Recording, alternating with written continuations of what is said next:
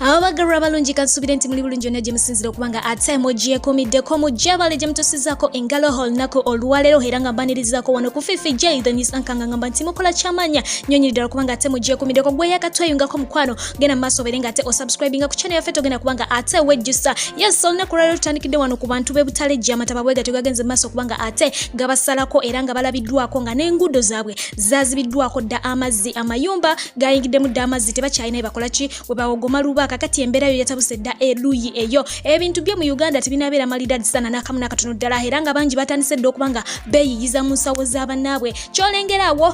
kasawo ka seminti era nga kabadde kasiringe bulungi nnyo nnyini ddala naye munnanga omuguzi olwakaguza okukatuusa ku site yagenza okukayuza bw'ati akozesa sementi we gwagenze maaso okubanga ate agula yasanzeemu ttaka embera eyo eba ekutegeeza ki oba eba ekwoleka ki ebintu bibi nnyo bibi ddala nga bw'okiwulira bantu beeyigiza mu nsawo z'abannaabwe okuddako side eno ku luguudo olugambibwa okuba olw'ekabala ekisoro road lunono nga lwali lwakagibwako engalo ebbanga siddene nnyo emabega yes lwali lwakakola munange waliwo ekituli ekigenze maaso okubanga tekibomoka mu luguudo luno naye nga lweraliikiriza dda abatuze era nga bangi bavuddeyo okubanga babalabula nti mwena abakozesa oluguudo olwo mugende maaso n'okubanga mwegendereza kubanga ekituli ekyaguddemu bw'otunulayo eri wansi olengera amazzi kitegeeza nti gye kinaakoma okugenda nga kigaziwa kyakutwala obulamu bw'abantu bangi nnyo nnyini ddala so nno abagenda maaso okubanga bakwasaganya oluguudo luno ndowooza ssente otegera butegeezi wa gye bazizza tebakola kye balina kubanga ate bakola ekituufu kyennyini ekisaanidde kubanga mu kaseera katono nnyo oluguudo lwagenze maaso kubanga ate lubomokamu naye nga si lwe lwokka njagala ojjukire mu ggwanga lyattu Uganda oluli mu mbeera efaananaku bw'eti enguudo nnyingi nnyo bazikola lunaku lumu 2-3 nga zagenze dda maaso kubanga ate ziwomoka yes ngenda kubanga ate nkulengezaako wano bahaji bagenze maaso kubanga ate bagulako kawo mu kkubo yes naye embeera gye basanze ku muntu oyo atunda kawo yagenda ddala mu maaso okubasuubira kyenkugambye nti abantu bagenda mu maaso kubanga ate beeyiza mu nsawo z'abannaabwe ng'oli yaddira ekikopo ekipima kawo n'akibigikamu akantu wakati awo nga gwe waakusenera bw'ati olaba ng'akuwadde ekikopo kiramba naye nga kumbe inactio sense takuwadde ekikopo kiramba beera nga ate omwekanya tweyongereyo mu maaso n'amawulire gaffe ebifaananyi bino ebikopo bino biri mu traffic jam tubaire tugula kawo naye nga ekikopo ekimu kino olaba kino kyekyannakyo ekituufu kigenda paka wansi kino baakyokeramu akantu akasiiringe nolaba kikopo kiramba olaba nti ejaba kikopo kyakawo kya bijanjaalo ng'akusenera naye olaba kirimu akantu wansi kyebakolamu ate kino tekaliimu so sallah tusaasire ensi eno wano weetuuse abantu tebalina mazima jukira Allah yazikiriza omulembe gulumulamba lw'abantu kubba minzaani so kano minzaani ogoloza oguze ebikopo 3 naye nga kino ekikopo ekituufu kiri beekiti alina ebikopo 2 bw'omusanyusa ng'akuguza kino ekituufu bw'otamulabikira bulungi agambye abatoolo be wabwe tabaseera abatoolo abasenera mu kino ekiramba kati era nga bano abaganda abaho mu kino ekirimu akapulasitiki wansi so kale Katonda atusaasire bino bisesa naye byannaku ensaawo etuuse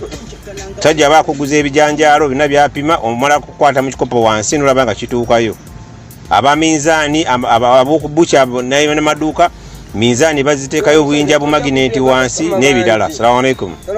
Yes, embera yo bwetyo bwefaananyeko mu ggwanga lyattu Uganda buli omu yeeyiyiza mu nsawo ya munne era nga kati wenjogera n'obubbi bwagenze dda maaso kubanga ate bweyongera yes abantu baavu ekitagambika mateeka mangi agagenze maaso okubanga ate gafuluma era nga ne rent tuwalabye nti agenda kubanga ate munange akwatibwamu okuviira ddala mu mwezi ogw'omusanvu awo oba ogw'omukaaga ebintu bigenda kubanga ate byonoonekera ddala kakati nno yo omukulu amanyiddwa nga Kakensa owa Kakensa Media yavuddeyo n'asoma embeera efaananako bw'eti n'ategeeza nti kati bannayuganda batuuse beekya tebakyalina ssanyu liri lye balina nga edda era nga mu bigambo bye bitonotono yagenze mu maaso okugezaako okuportrayinga embeera nga bwefaanana mu bannayuganda essaawa eno naye ng'ate munnange tewali kyalimbyemu wadde n'akamu n'akatono ddala sooka obeere ng'ate naye omwewulirako tweyongereyo mu maaso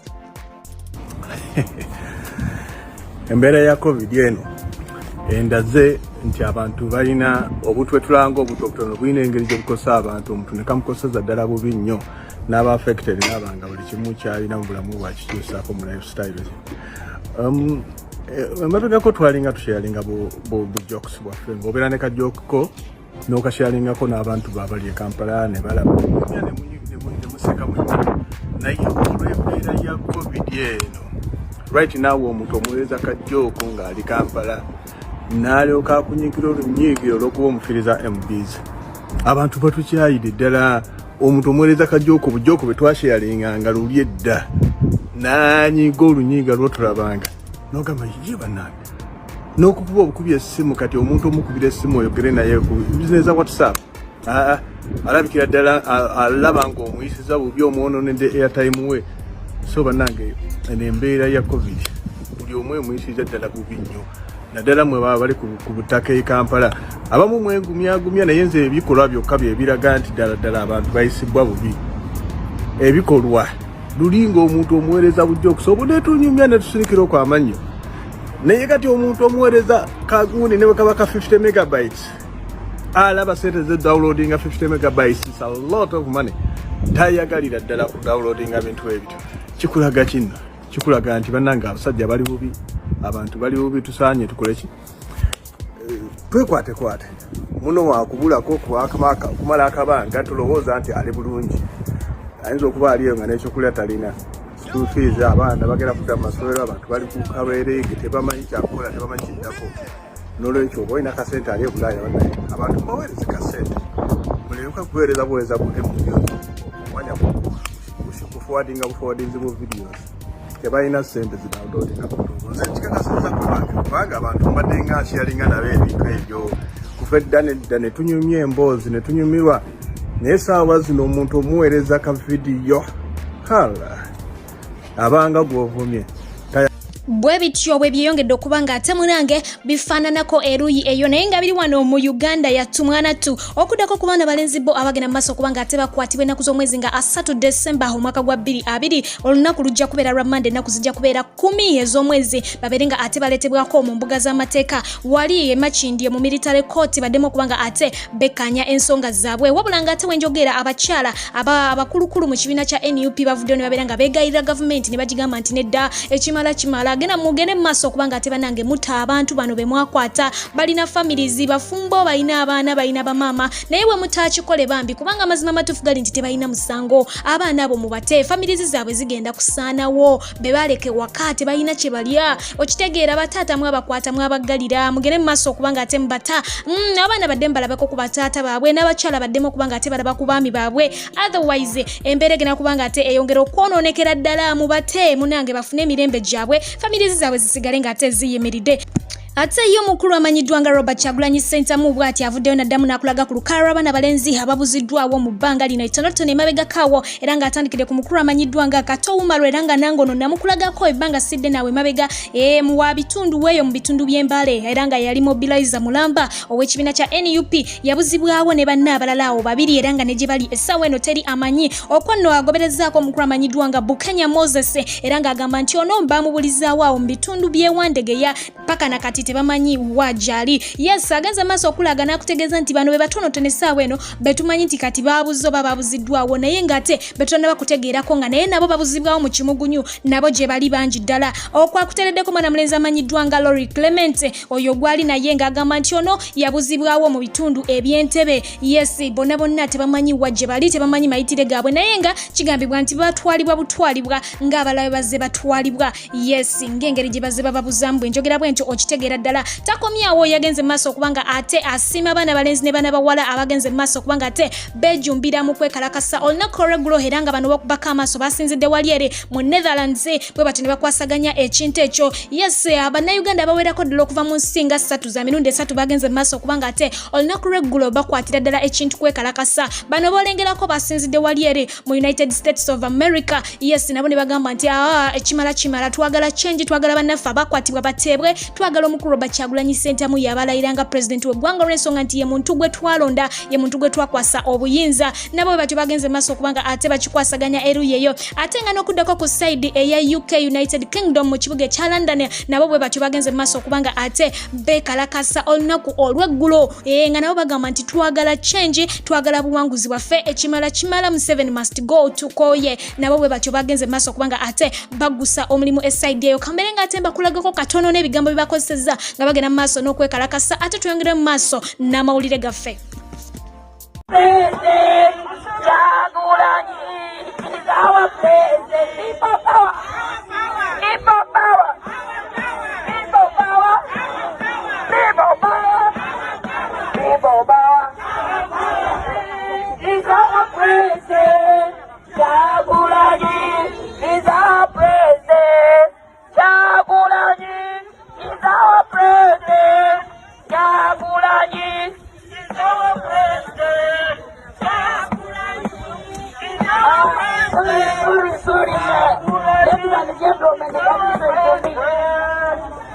I'm so sorry.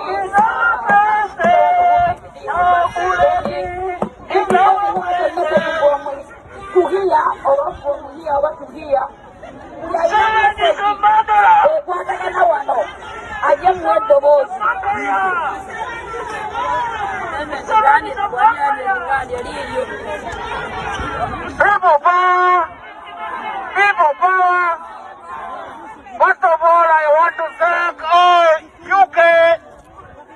members of parliament that are acting in the right way by the campaigning Dictator 7. Fellow comrades, please come up to grass. Please, discipline enough. Come off the ground. Please, come.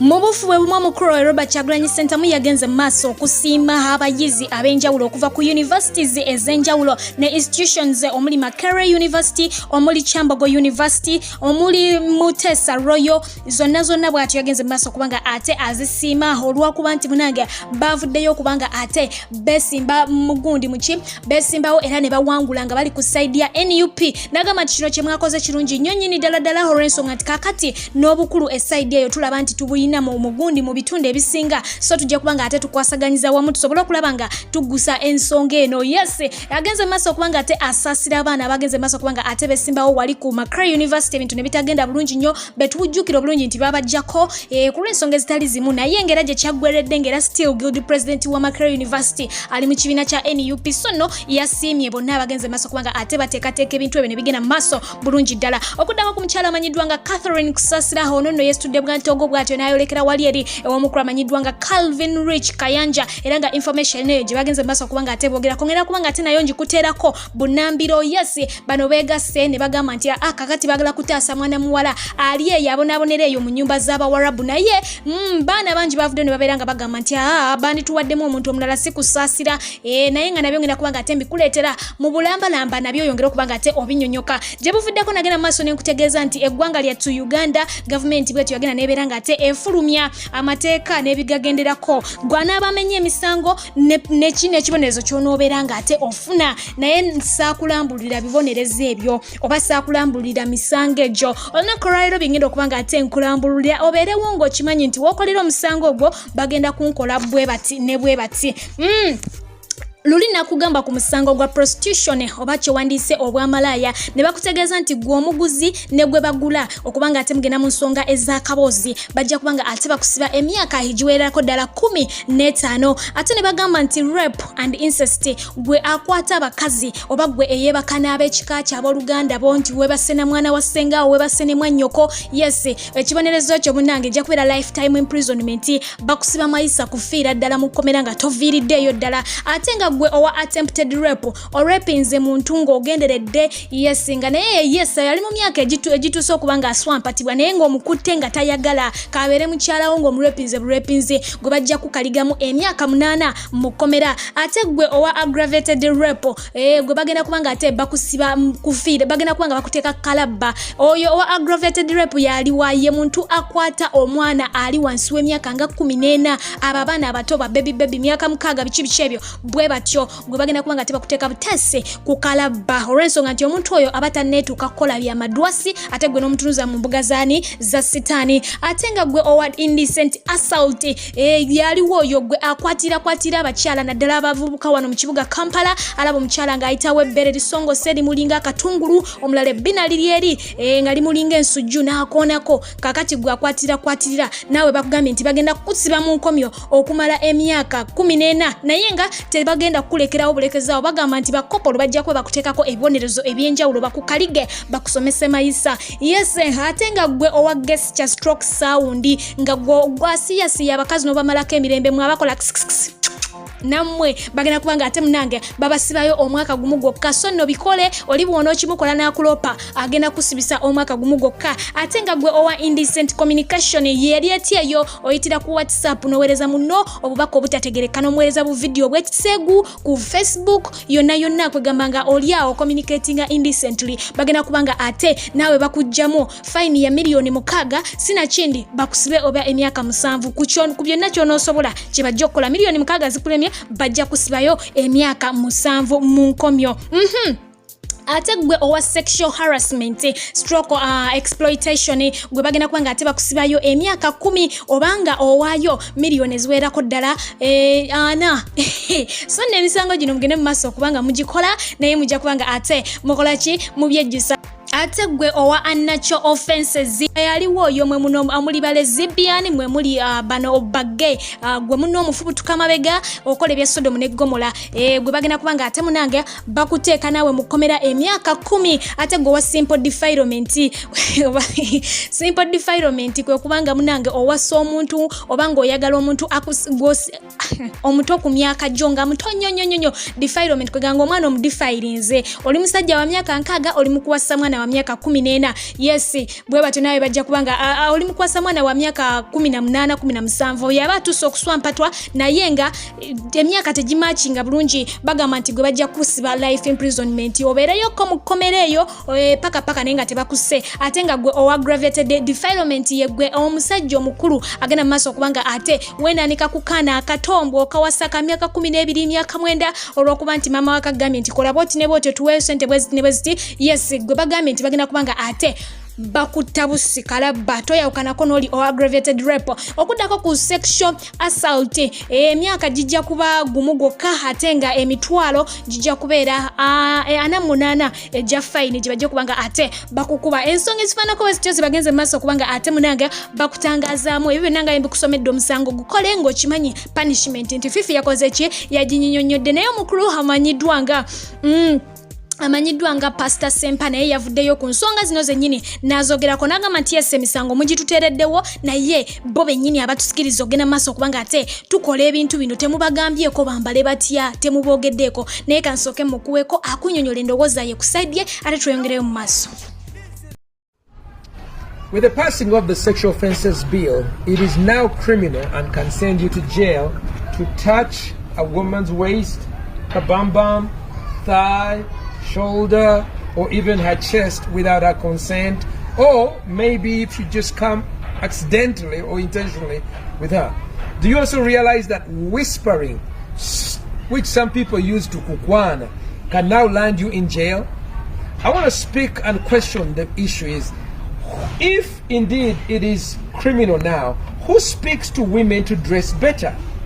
Who speaks to them that it is important to dress in a responsible way? And I agree with Honorable Cecilia Ogwa that this law puts a lot of burden on men and responsibility as well as criminality on them, but who gives responsibility to women to dress decently? If you look over here, amongst the many ways in which you can be this law, it talks about rape and incest. That's life in prison. Attempted rape, that's 8 years. Aggravated rape, death. Indecent assault, 14 years. Gestures and sound, 1 year. So when you whisper, 1 year, I don't agree with that. I think it's bad behavior. We can educate people without locking them up. And even this indecent assault of a touch of a woman, touching her, don't go too far, touching the woman, that's bad behavior. But really sending someone to 14 years for a touch is excessive. On the other hand, indecent communication, 6 million or 7 years, I think that's fair. Sending nudes, sending videos or songs that are very much provocative communication of that, 7 years. And then sexual harassment, sexual exploitation, 10 years. Now that's also quite high. I think it should have been a bit lower, but that's fine. When you come up unnatural offenses, 10 years, I think that's fair. This is where sodomy, lesbianism, and all the like goes in. Simple defilement, life. Oh my goodness, that's big. Maybe they should have reduced that. And then aggravated defilement is death. That is sex with someone who's 14 years. You don't want to die. You don't want to get locked up. You need to be educated. And one of the things that I agree with Honorable Cecilia Owal is that we need to give responsibility to our women to dress more decently, to dress more respectfully, and also create understanding. Hey, at what point do we have okukwana, which is acceptable, and that which is not acceptable? Yes, alright, kansubire nti munyonyose bulungi nnyo ensonga ezo nga omukulu wagenze maaso kubanga ate abaliramu nange nga yonageze maaso kubanga ate mbatabiramu wali. Yes, yo mukyala amanyiddwa nga Stella Nyanzi bwatyo yasitukirawo n'akubisa ebipande ne yeekalakasa ku lulwe ng'agamba nti Museveni reject sexual offences bill bigaane olw'ensonga nti abangi kuffe tugenda kubanga ate munange tetukola, n'agamba nti sex work is work, omulimu gw'okuswampata oba ogw'okuswampatibwa mulimu ddala, so nno ffe obeera otukoze ki otukomeredde, omulimu gw'obwamalaya gulekeewo. Jjukira nti bano babakubye babategezeza nti bwe bakukwatirako omuguzi ne gwe bagula mukomera emyaka wagindaba 15 n'ayongerako n'agamba nti blow jobs are real jobs. Bano bagwa mu ttuluba erya sexual assault abagenda maaso kubanga ate baswampata batalina kubanga baswampata abo nno fine yabwe yabadde ya mwaka mulamba oba okuba nti munange babasiba mwaka mulamba oba kubanga babakuba fine ya mitwalo 48. Mwenna abaswampata mukamwa abaswampata